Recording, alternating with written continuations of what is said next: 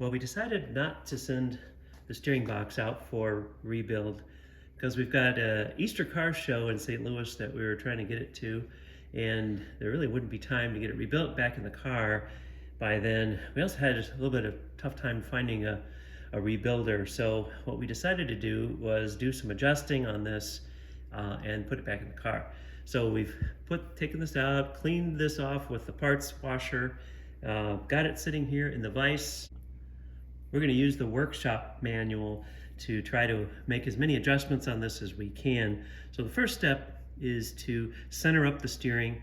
So the gear here, this is called the driven gear. So we've got that at the same location when we took it out of the car, and it's facing forward in terms of where this pitman arm is. And what we're going to do is, first thing is just going to measure the free play here at the pitman arm. With the driven gear at the center position, we kind of figured out where center was, or maybe 3 teeth off before, but we're now in the center, and on the pendulum arm here, we've got the dial indicator set, and if I push one way, you can see we're about 25 thousandths of play, which would be our, what they call the tight spot for the pendulum lever. All right, now we've moved the driven gear 1 turn to the right. So the pendulum lever, we're going to measure the pendulum lever free play here. That's about 0, and this goes to about 90. So we've got about 90 thousandths this direction, and now we'll check to the left. Now we're 1 turn to the left with the driven gear. There's about 0 there, and then push in. See, it's about maybe 65. No, about 65. Before any adjustments are made, this is where the top plate is, about 2.5 divisions from the very end, moving counterclockwise. And the bottom plate is in exactly the same place, 2.5 divisions before the very end, moving counterclockwise. So we've got a puller. This is a steering wheel puller with some skinny bolts. And watching Ronnie's garage, he mentions don't put a puller on these teeth here. So we've essentially done what he suggested and used bolts here with the steering wheel puller. And so we're going to see what we can do here about trying to get this gear off. We've got the nut on there. Oh, I feel it. I think it's coming.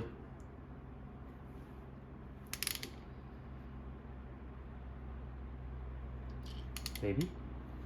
Or it might just be bending over to the side here. I think that's what's happening. I don't think we're getting it yet. Yeah, okay.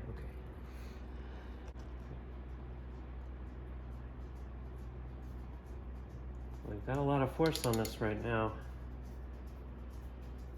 Still hasn't popped yet.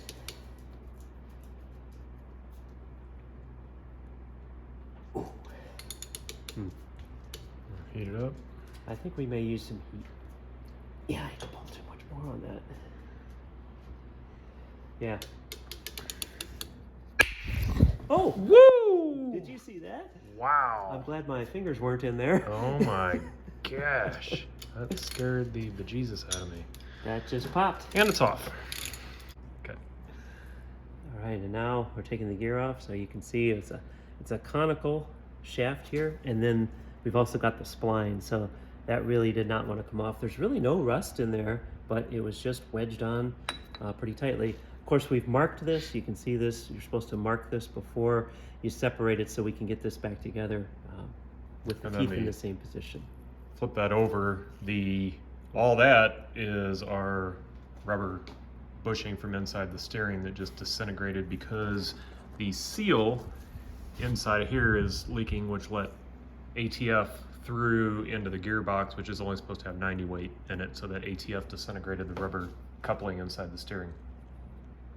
To get this oil seal out, we've got to take this cover off. So the bolts are already off just because we've got this whole part off here, and we hope that just a little tap under here will free this up.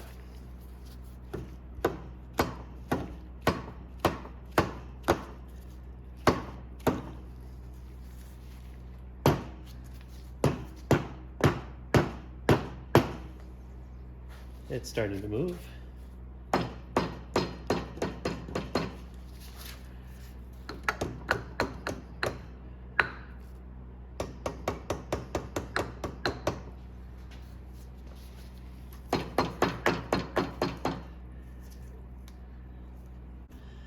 All right, we got it loose. And voila, it's off. And the culprit oil seal is right here that was leaking, and that led to all the problems with the rubber coupling. And ooh, this doesn't feel so good right here. Feels kind of rough where that oil seal would have been riding. So we're probably gonna have to clean that off a little bit. We're getting the oil seal out of the cover just with a simple socket and a rubber hammer.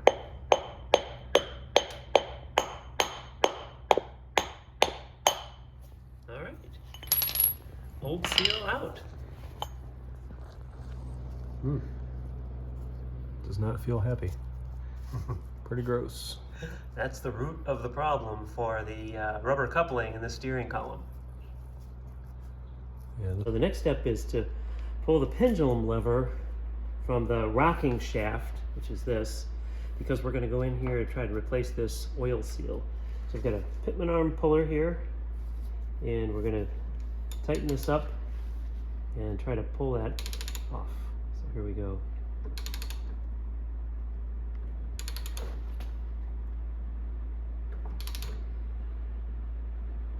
It's tight. Oh, there it goes. It just popped. And it's off. Luckily, before we did this, we marked where the pendulum lever lines up with the rocker shaft, so we know how to get it exactly back where it was. And we used a Dremel. Where's the mark? It's on the other side. Right there.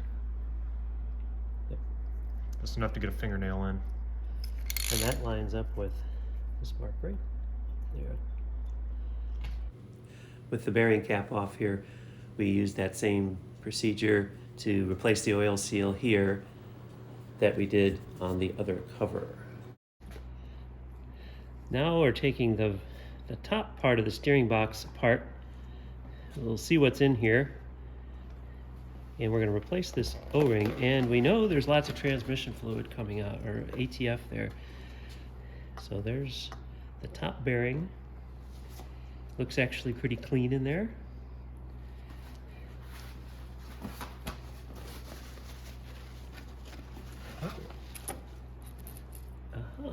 And it's a good thing that we took that out, because the taper roller bearing had actually kind of fallen around behind here. So it's a good thing we took this out. Now we can get this back together. We're going to replace this O-ring seal here and take a look inside. So here's a view inside the mechanism. Yeah, so if you push that in, or maybe pull it back. Maybe pull it back. Yeah, that's good. Now here we go. So we're rotating the steering. There you can see how it's rolling. So here's the roller, and then the worm gear is what's turning on the side there. If you can see that, worm gear, and there's the steering turning. So that's essentially how the steering, so this is the rocker shaft here, and they call the worm gear an eccentric shaft. Now this is gives you an idea of how that mechanism works together. Okay, here's a view with the end off, and we've got the input shaft here. The offset shaft is set to 0, so it should be centered. And then if we look here, you can see that the roller here is pretty much horizontal, so that should be driving straight down the road. What they call the tight spot occurs, where there's the least amount of play in the steering, so that it feels very responsive going straight ahead. We put the top and bottom bearing covers back on and then rotated them to minimize the free play in the tight spot or the straight ahead position. This is where we ended up on the top bearing cover. And this is where the bottom bearing cover ended up. So it moved a little bit more than the top bearing cover in the counterclockwise direction if you were looking down from the top. So they're not exactly the same, but they're pretty close. Now after the adjustment, with one turn to the left at the driven gear, we're checking the free play here, and see it's about roughly 40 thousandths on this side. There. After the adjustment, we're looking at the free play and the pendulum lever at the straight ahead position. So this is at the tight spot. And so if we zero this out here and we pull, see there it's just about zero, and then push and it's just a few thousandths here. So considerably less than it was before. So maybe you'd say that's even 3 or 4 thousandths. It's certainly a lot tighter than it was when we started. And with the driven gear, one turn to the right, here's what the play looks like. This is close to zero here, and then maybe 55, something like just about 55 thousandths the other way. So we're close to having the tight spot in the right place. And since we don't have washers to rebuild the power steering, there's really not much we can do, but we've got this adjusted pretty well, and most of the play is pretty much gone at the straight ahead position. The other check that we need to do with the mesh is to make sure that a weight of 6 ounces at 8 inches out, which is like 51 ounces, will cause the input gear to turn. So we've got this, we weighed this and figured out about where the center of gravity is. So this is about that right weight. And so here we go. We're going to give a try and see if this will move. And it just barely moves. So that says that the mesh is pretty close to being correct in terms of that torque spec. We're at the point now where we are replacing the rubber mounting bushings, and what we've ran into is some of the parts that we receive from Albers in Indiana. We get them in the mail and they look like this, but we took this off, so we have thought a couple times that we received the wrong part, but it turns out the parts are just so crushed and out of shape and 62 years old that they're not the same shape anymore, so we can't tell what we're looking at. But we found that these are just a little bit different. This one does not fit in this position. It fits down here, so they're off by maybe a 1/16 of an inch in size. Steering box is almost ready to go back into the car. So you can see we've got the 2 new rubber bushings that we've slid on there. The pendulum lever is back on, and we did adjust, as we talked about before, this, we rotated it in this direction clockwise as you're looking from below, and the top, we also adjusted that in that same direction, which is actually counterclockwise if you look from this direction. So both of them moved this way, and that tightened up the mesh between the two. So if you can see I'll rotate this around here. You can zoom in on that right here. You can see that it's actually a little bit farther than it was before towards the end. So tightening is moving in this direction here. So you can see roughly where that is. And then we'll look at the other one. And they're supposed to be in the same position. And again, tightening is moving in this direction here. So you can see where that one is. On the top plate, we ended up just about where we started, maybe just a tiny bit more counterclockwise. On the bottom plate, we ended up about 2 divisions from completely tight. So not quite the same as the top, but pretty close. The last thing we need to do before we get ready to put the steering box in is we want to adjust the mesh between this gear and this gear. And we do that by turning this eccentric bolt. So what we're going to do is we're going to mark where that is once we get it properly adjusted, so we can, because this comes back out when we install this in the car, but we're going to mark where we want the bolt so we've got the adjustment right. But the workshop manual has you adjusting this so that there's no slop between this gear and the driven gear here. Here's the steering box, pretty much ready to go back in. The last thing that we did was we installed the gear here. That's going to come right back out. The main thing we wanted to do was figure out how to adjust the mesh between the two. So here we've adjusted it and written on here with a silver Sharpie so that once this gets back in the car, we can get this pretty close.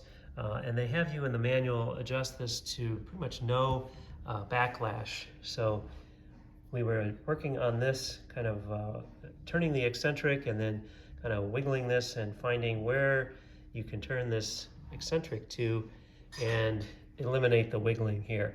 And that's where we ended up. Now, of course, to put this in the car, this comes back out because this has to get mounted back into the steering column.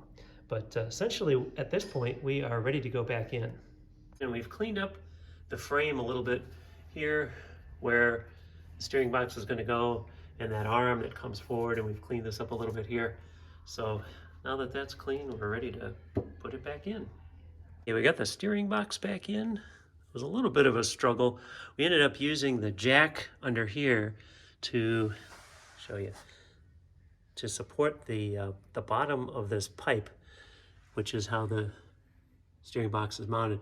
So holding this up with the jack, and then we could change the height of it up and down as we were putting these bolts in. But that rubber had to do some compression a little bit to get those on there.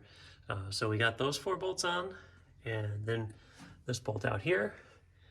We've got the hydraulic lines back on, and we're ready to put the steering column back in. Thanks for watching, and stay tuned for the next edition where we'll show the steering column going back into the car.